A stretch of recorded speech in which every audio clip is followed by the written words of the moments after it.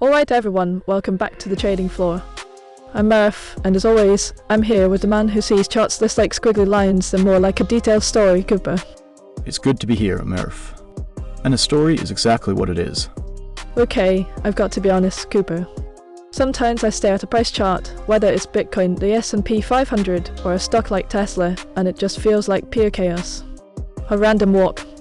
How do you find order in that? That's the million-dollar question, isn't it? The secret is to stop looking at individual price ticks and start looking for the footprints of major players. The market isn't random, it's driven by a fundamental, universal economic principle, supply and demand. And today, we're going to break down exactly how you can see it and, more importantly, how you can build a robust trading strategy around it. This is it, folks. We're pulling back the curtain on what might be the single most powerful concept in trading. But before we dive into the deep end, Cooper, let's do the responsible thing. Absolutely. A quick but very important disclaimer, Murph and I are not financial advisors. This podcast is for educational and informational purposes only. All trading and investing involves significant risk, and you should never risk more than you are willing to lose. Please do your own research and consult with a licensed financial professional before making any investment decisions. This is not financial advice. Perfectly said. Okay, Cooper, hit me with it. When you say supply and demand in trading, are we talking about the same thing I learned in my Econ 101 class? Like, if there are more apples than people who want them, the price goes down. That's the perfect starting point. It's the exact same principle, just applied to financial markets. At its core, price moves for one reason and one reason only: an imbalance between the number of willing buyers and willing sellers. When buyers are more aggressive and numerous than sellers, price goes up to find more sellers. When sellers overwhelm buyers, price goes down to find more buyers. Simple enough. But where does the strategy part come in? We can't see a list of everyone's orders. We can't, but we can see the results. The strategy is based on identifying specific zones on a chart where a massive imbalance previously occurred. The theory is that when price returns to these zones, there will likely be a large number of unfilled orders from big institutions, banks, hedge funds, you name it, still waiting there. So, it's like the market has a memory. These big players put in a huge buy order, price shoots up, but maybe only half their order got filled. So they leave the rest of it sitting there, waiting for the price to come back down. Precisely. Think of it like this. An institution wants to buy 10 million shares of a company, but they can't just hit a buy button. Doing so would cause the price to skyrocket, and they'd get terrible fills on the bulk of their order. So, they have to accumulate shares in a narrow price range, a basing period. Once they've got their position, or once another catalyst hits, price makes an explosive move away from that area. That accumulation area is now a high probability demand zone. It's a footprint. That makes so much sense. It's not just a random line on a chart, it's a historical location of immense buying pressure. Now, I can hear people yelling at their screens right now, Murph, isn't that just support and resistance? What's the difference? That is the most common and most important distinction to make. They are related, but not the same. Support and resistance are typically identified as horizontal lines where prices reverse multiple times in the past. They are points of asterisk reaction asterisk. Supply and demand zones are areas or zones of asterisk origin asterisk. Okay, unpack that. Origin versus reaction. A support level is a floor where price has bounced before. The more times it bounces, traders say the stronger it is. With demand, we see it differently. A demand zone is the asterisk origin asterisk of a strong, explosive move upwards. We're looking for the source of the imbalance. And crucially, a fresh and tested demand zone is considered the strongest. Whoa, so what's the opposite of support? With support, more tests equals stronger. With demand, more tests equals weaker because those unfilled orders are getting filled each time price comes back. You've got it. Every time price touches a demand zone, it consumes some of those waiting buy orders. It's like dipping a cup into a well. Eventually, the well runs dry. We want to trade the first or maybe the second return to a fresh zone, where the probability of a strong reaction is highest. The same logic applies in reverse for supply zones. We want to find where a huge, aggressive selling campaign began. This feels like a paradigm shift. So, let's get practical. I have a clean chart open. What am I physically looking for? What do these zones look like? It's all about the character of the candles. You're looking for a specific pattern, a period of tight consolidation, or basing candles, followed by a powerful, explosive price move. We call these imbalance candles or explosive candles. So small, indecisive, sideways candles, and then BM. A huge green candle that just rips higher.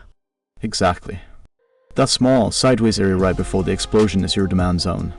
You would draw a rectangle around the high and low of that basing period. That rectangle is your zone.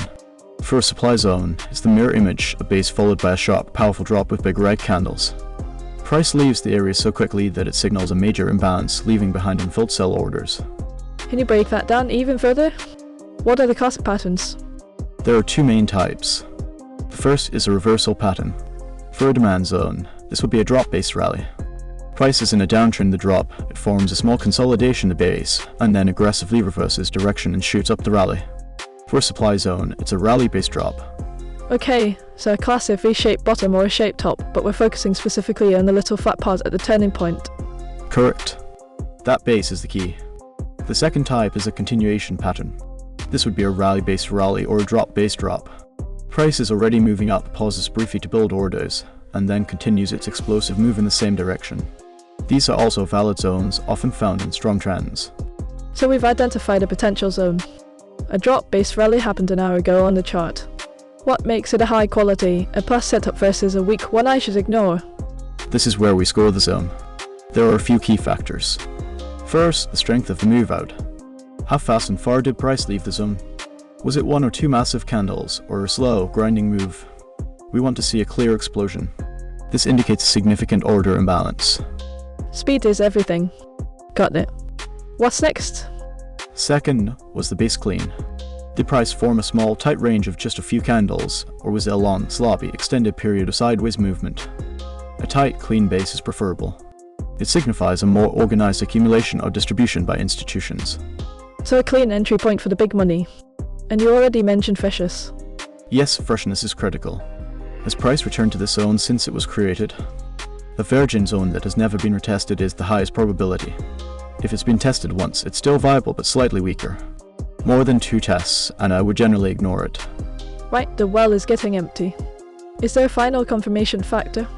The most powerful one, in my opinion, is whether the move from the zone broke market structure. For example, did the rally in your drop-based rally pattern move high enough to take out a previous significant swing high? If it did, that tells you the buying pressure from that zone was strong enough to overcome a previous area of selling. That adds a massive layer of confirmation. Okay, that's a fantastic checklist. Let's recap. A plus zones have a strong move out, a tight base, they're fresh and untested, and ideally they broke a previous high or low. Now, the main event, Cooper. How do we trade this? I found my perfect zone. What do I do? This is where the beauty of this strategy lies, its defined risk. Your zone gives you a clear entry, stop loss, and potential target. Let's use a demand zone as an example. The top edge of your zone rectangle is called the proximal line. That's your entry point. You'd place a limit order to buy right there. So you're not chasing the price. You're patiently waiting for it to come back to you. I like that. It removes emotion. It's essential. Patience is paramount. Now the bottom edge of your zone rectangle is the distal line.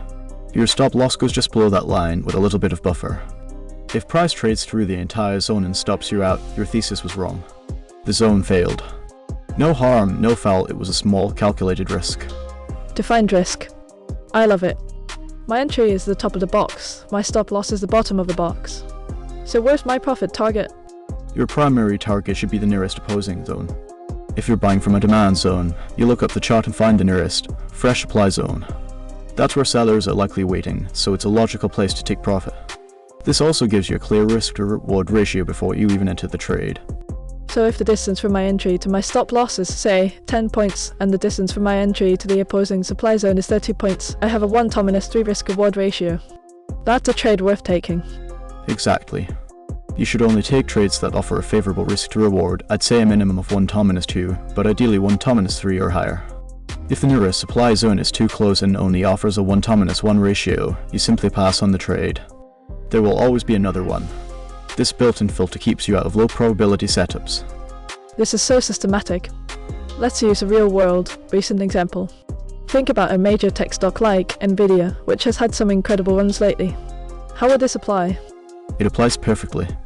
Say Nvidia has a strong run up to $130, then pulls back and consolidates in a tight range around $125 for a day before another explosive move up to $140, breaking the previous $130 high.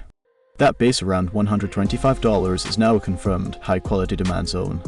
It's a rally-based rally that broke structure. Okay, so I draw my box around that $125 basing area. Correct. Now you wait. Days or weeks later, if Nvidia price starts to pull back from its highs and approaches $125, you don't panic. You see an opportunity. You would set your buy limit order at the top of that zone, or stop loss just below it, and you target a new high or the next visible supply area on the chart. You buying where the institution's likely bought before.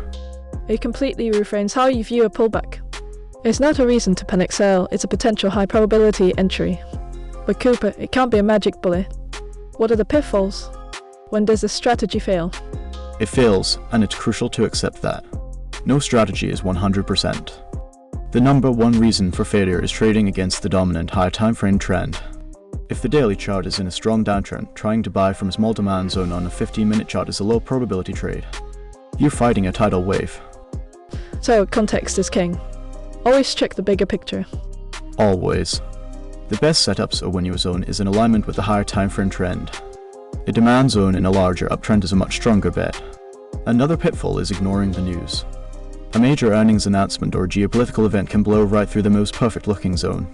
You have to be aware of the macroeconomic environment. And I imagine a third pitfall is simply impatience. Forcing trades on zones that aren't really there or aren't plus setups. That's the psychological battle every trader faces. This strategy requires immense patience. You might go days without a valid setup on your chosen asset.